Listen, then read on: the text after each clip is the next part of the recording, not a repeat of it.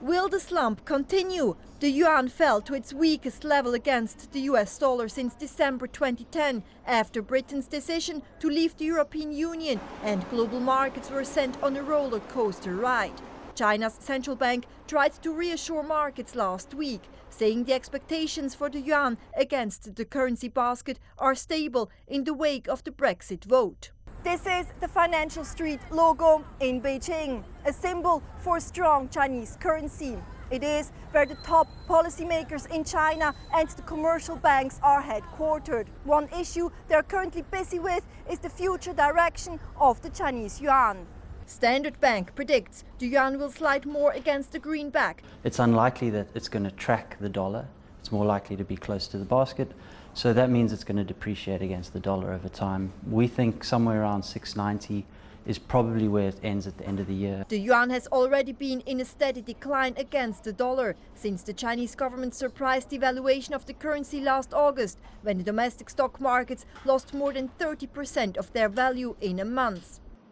After Brexit, the dollar's strength is expected to rise as investors opt for low-risk assets, and the yuan will likely depreciate a bit more. Luckily, Brexit's impact on the international capital market does not seem to be that scary. Right? Actually, in the past week, we're already seeing the later last week, the market started to cool down.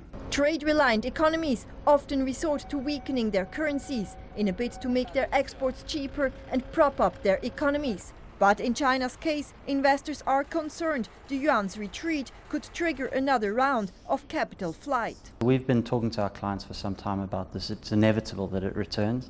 One thing I would say is that the panic that we saw since August at the tail end of last year, which triggered the outflows, that's unlikely to return. So the degree to which the outflows have come last year won't come back this year. Premier Li Keqiang said last week that he wouldn't allow post-Brexit panic to send China's financial markets into a tailspin.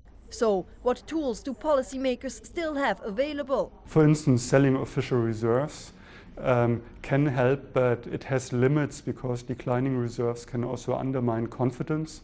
Increasing interest rates to attract capital also has limitations because it would be very bad for economic growth.